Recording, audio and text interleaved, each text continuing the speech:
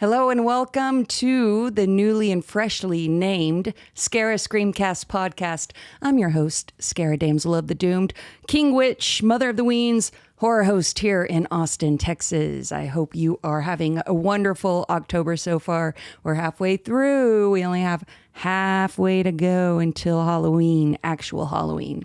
I know people say every day is Halloween, but it's not. I, of course, embrace the Halloween lifestyle year-round. Hello. Don't test me. You can see by the decor of this room alone. But I do hold October 31st sacred. And it is special. When you say every day's Halloween, I feel like it diminishes October 31st a little bit. Now, real quick, I got to check this because I've got two cameras set up, but I think one of them might be frozen. Yep. One of them's frozen. Oh, might be some technical difficulties. That's okay. We're going to just keep moving. So today I want to talk about a few things. First and foremost, we're going to discuss the movie that I showed in the first year of Scarah Scream Theater, my live show where I screen horror movies once a month on the first Sunday of every month out at Doc's Drive-In Theater. I want to talk about the movie I showed back in November 2023. We'll get there. Before that, let's take care of some housekeeping items, shall we? Some general stuff I want to tell you. Okay, first of all, I want to thank Austin, the ATX Short Film Festival. They screened our video for Spooky Shit. That's the Immortals, my band. We have a new music video called Spooky Shit, and it was directed by Boudreaux Partita of Penny Rock Productions. He also shot and edited it. It was co-produced by Horror Web and shot mostly out at Bat City Scaregrounds, which is open right now if you want to come visit us. We will be open Thursday through Friday this week. No, Thursday through Sunday this week. That would have been a really short week, boy. Okay, so that just happened the other day. It was really fun. It was at the 29th Street Ballroom here in Austin, Texas. That's the old Spider House. And I was surprised to see a bunch of people I knew there.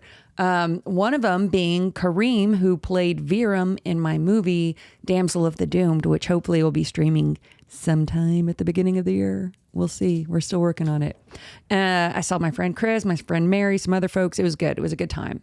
The next showing of Spooky Shit, it also got picked up to show in a festival called the Happenstance Horror Fest in Salem, Massachusetts.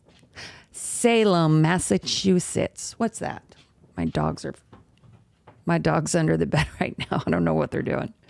That's going to be November 8th. So it's going to be a really quick and wild turnaround because Bat City is open, I think, until the 1st of November or something like that. Then I have sorry, I can't hear my dog. Then I have a murder mystery at Mama Merlot's on the 7th. That ends at 11. Then I have to hop on a plane the next morning at 5:30 a.m. and fly to Massachusetts. Excuse me. I'm tired already from it. And the festival itself is happening one day only. It's November 8th. So I'm going to fly in, change clothes, head over to the festival. I might be part of a woman in horror panel, women in horror. Why does that sound weird? Anyway, I might be on a panel for women in horror, and they're going to screen Spooky Shit. How amazing. I've never been to Salem before, so I'm very excited that this will be the first time because your girl's a Texas witch. Not all witches are from Salem. In fact, I think they don't even refer to them as witches in Salem. I think they refer to them as the falsely accused, I think is the proper nomenclature.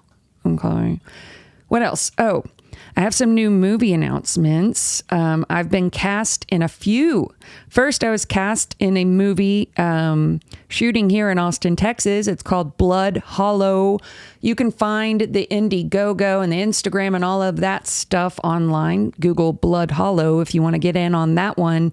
It's a fantastic movie. It's featuring a haunt. So if you like movies that feature haunts, haunted houses and haunted attractions, this is going to be a really fun one. It's got a little bit of a different twist on it than the ones I've seen already. So Blood Hollow, that one, I think I start shooting next week and then pick up again in January. And then I also have been cast in a movie called They're Here. I think that director is Rick Danford. Oh, by the way, Blood Hollow director is Vin Scott. Now, Rick Danford cast me in They're Here, and I'm excited for that part as well. I don't know whenever that one starts, when I start production for that one, but it's been announced. I'm going to do it. Okay? Okay. Hold on. Let's check camera 2 again. Nope, still frozen. Oh, here we are. All right. That's okay. It's bumps, guys. It's road bumps. I've already had a bumpy ass day. Of course, camera 2 is not going to be hitting it for me. Of course not. That's okay. We're fine. Now, hold on. Let me get a sip. There it is. I wanted to talk to you real quick about Halloween. Being that we are in the month, 'tis the season, right? Tits the season, so to speak. I've been on a lot of different podcasts. Most recently, by the way, the Horrible podcast with Askia the Boogeyman Booker. Google that one. Look it up. The Horrible podcast. It's spelled horrible. Okay. That was a really fun podcast. I really enjoyed that. I've enjoyed a lot of the podcasts that have had me as a guest. I want to thank everyone for having me. Askia is something special. You should watch. It's a very well produced podcast, The Horrible podcast. Now, usually on these podcasts, I get asked a lot of the same questions. People are curious about some of the same things. And one of the questions I get asked often is what started my love for Halloween? I guess I should have muted when I coughed. I'm not a professional. I'm a professional motherfucker. I mean, excuse me. What started my love for Halloween? That I get asked some form or fashion of that question often when I'm being interviewed, which is fine because I'll never get tired of answering it. But I want to tell you, in case you're curious, it's because I grew up poor. Let me explain. I grew up with 4 siblings, and well, there were 4, and then we dropped down to, we were a family of 5 kids. We dropped down to 4. There was an incident. And the incident was called cancer. I don't want to bring it down. I want to tell you about my love for Halloween. Anyway, 5 kids and medical bills and whatever. And we didn't have a lot of money, girl. We were poor. There were a few times growing up where we had to utilize the food bank. Okay. Definitely times when the electric bill didn't get paid. We're, reading by candlelight. Definitely times where the hot water was cut off and we would have to boil water on our gas stove and pour it in the, bathtub to warm it up so we could take baths. We were that kind of poor. There were definitely months that were better than others, but often we just didn't have very much. There was no extra money almost ever. But that's fine. Like I still, I had a good childhood because I had a creative mind. And because I had a creative mind and because I had, I think, a sibling that passed early, I experienced death early, closely and intimately. You know what I mean?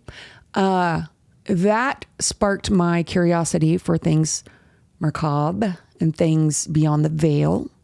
And the creativity part allowed me to find various items of clothing and various products and, whatnots and make whatever costume I wanted to. Because that was the other thing. We couldn't really, there's a few times when I was really little, I remember my parents taking me to the grocery store and buying me a really cheap Halloween costume. But as I got older, they were like, we have a house full of things. Use your mind and, come up with something. So I was creative. I was poor. I was interested in the strange and unusual. And that sparked my love for Halloween. You see, Christmas growing up was a little bit more stressful because I knew my parents didn't have a lot of money to buy all of us Christmas presents. So, you'd get a couple of presents. Usually it was things you needed, like clothing, socks, underwear, and then maybe one fun thing. And then we had one set of grandparents that had money and one grandmama who didn't.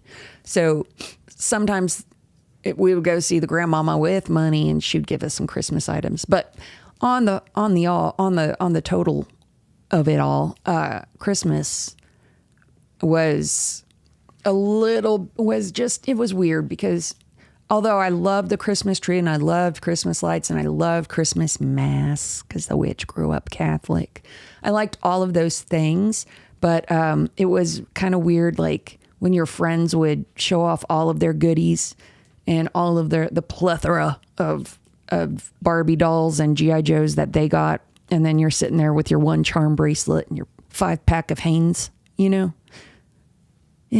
the Christmas, it was great, but it wasn't as great as Halloween because I would win Halloween. My rich friends didn't stand a chance.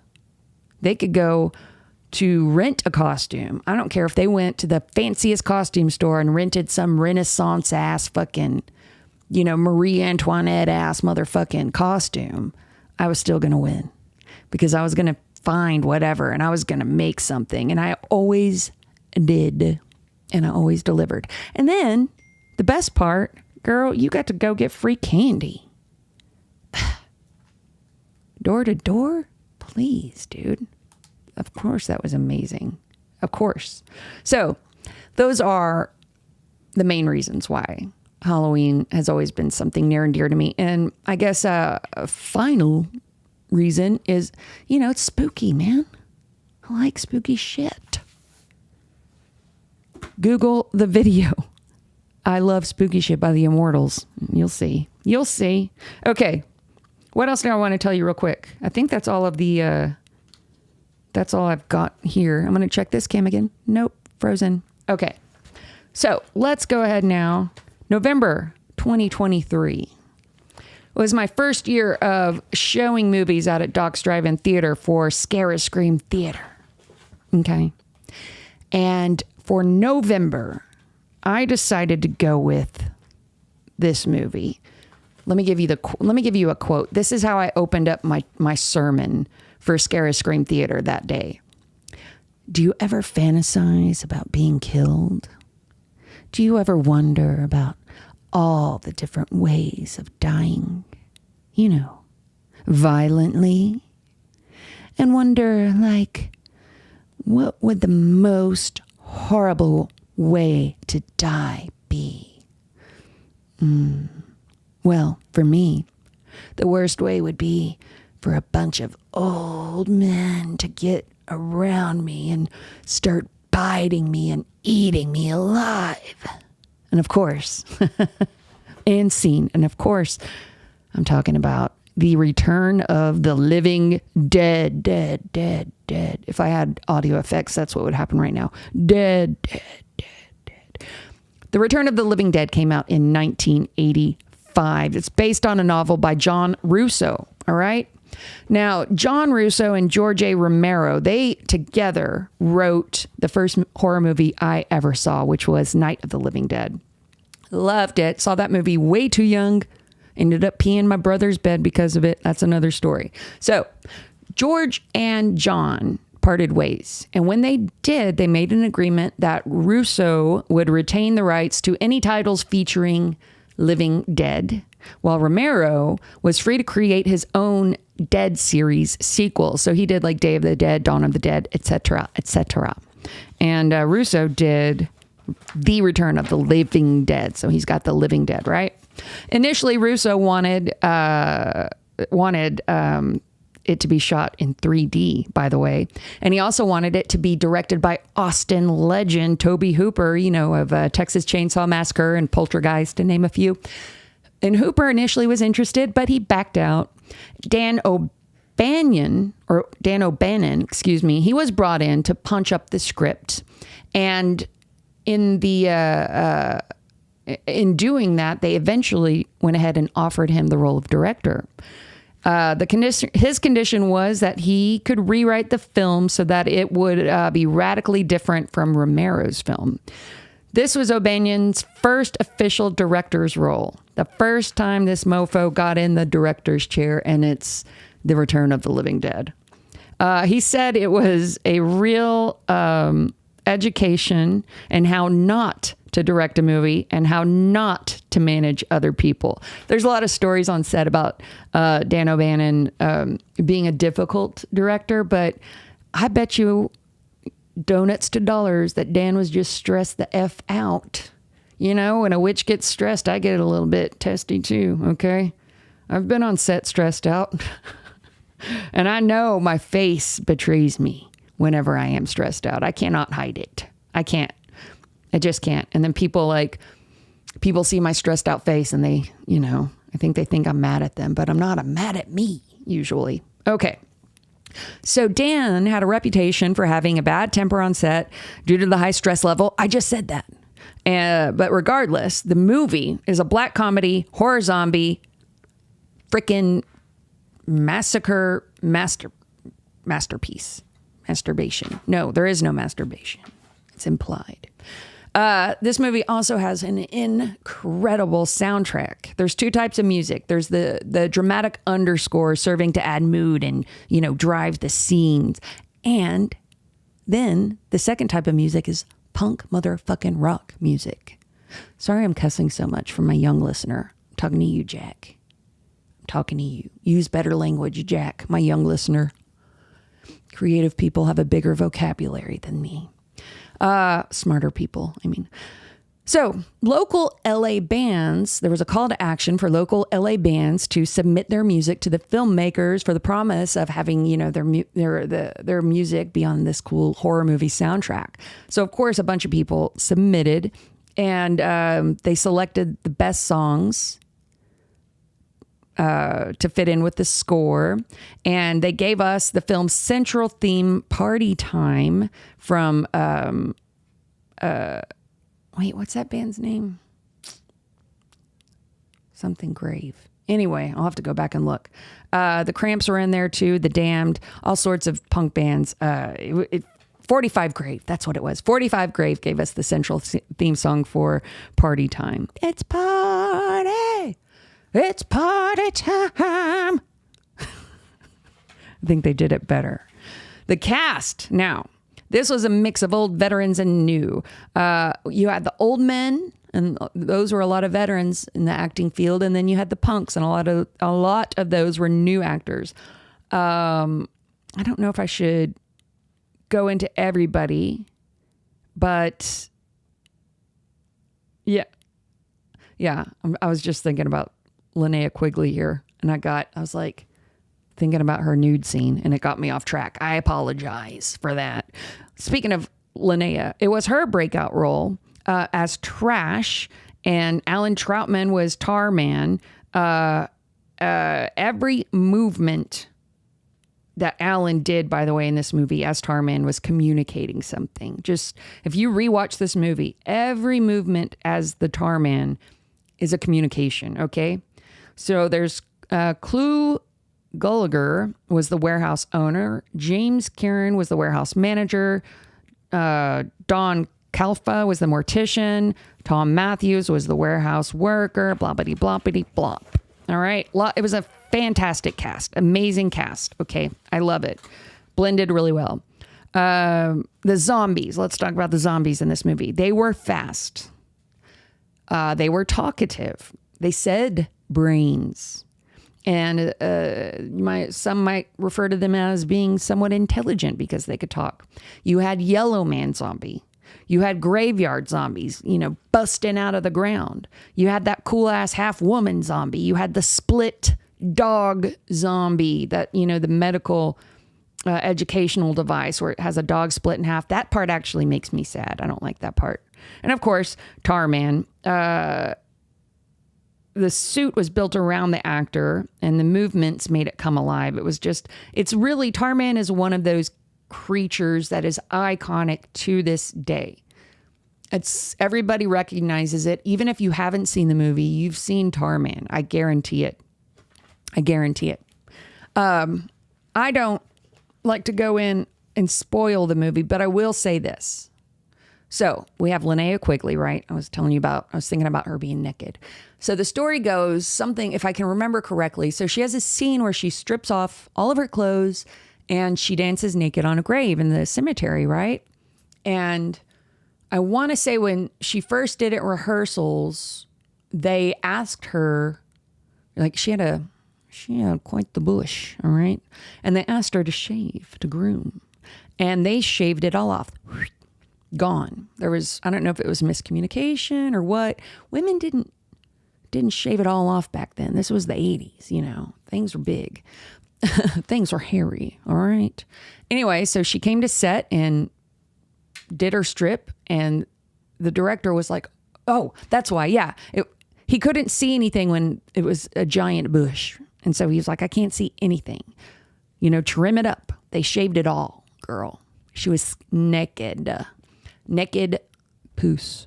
And so she comes back freshly shorn and gets on the grave and starts dancing, strips her clothes off. And the director was like, oh my God, now you could see everything, which might tell us a little something about Linnea's anatomy, maybe.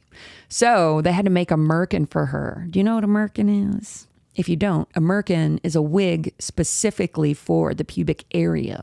Men can have merkins and women can have merkins. Women's can have merkins. Now, I'm going to pay attention here. Oh, hello. I'm looking now at my chat. Good evening, and thank you for the looking good. I appreciate it. I have to, as I said earlier, I work at a haunted house, Bat City Scaregrounds, and this is the first week of this season where it is 4 days. Thursday, Friday, Saturday, and Sunday. And let me tell you what that looks like for a witch, okay? It takes me quite a while to get ready, to sit up there on Witch Mountain and pass out candy and scare people and entice people and whatever I do. It takes me a while.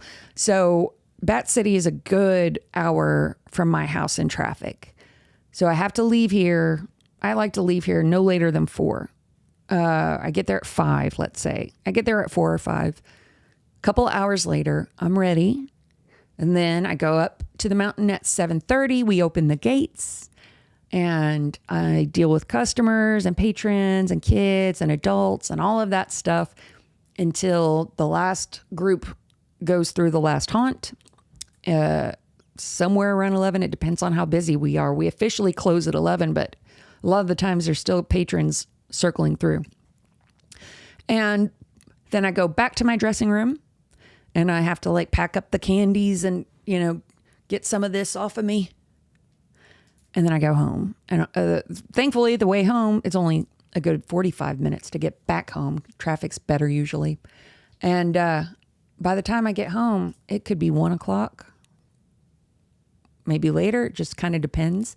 And then I have to get up and do it again the next day and the next day and the next day.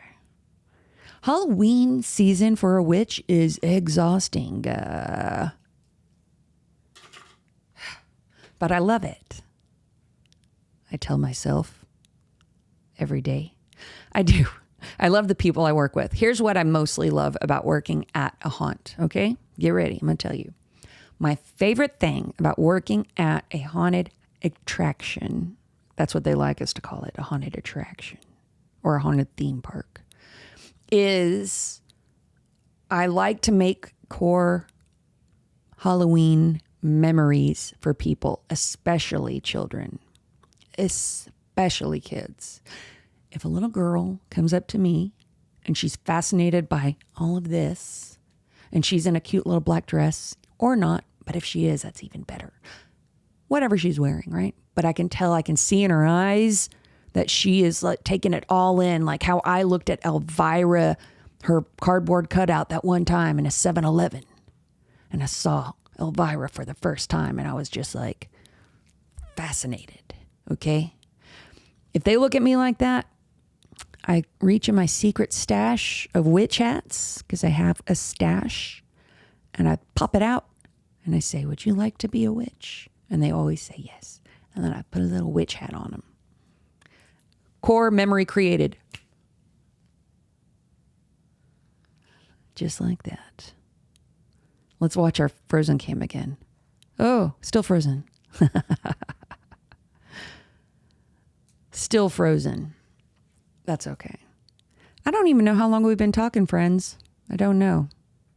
But that's kind of... Oh, we're right at 31, 32 minutes. Good. Okay. So yes, that is the rest of this week. Let's see. Next time we talk, which will be, it's either going to be Monday or Wednesday, I'll be telling you about... Well, I'm trying to think. I don't know if I want to do the movie thing every week, but I probably will. What I'll say is eventually I'm going to give you some information about Black Christmas from 1974. Okay. Because that was that's the next movie that I reviewed, or not reviewed, that I screened at Scarah Scream Theater. Oh, let's talk real fast before I wrap up about the name change. So we're now calling this from here forward Scarah Screamcast. Why? Well, I thought it would be a good idea to just call my live event and my podcast the same name for branding purposes.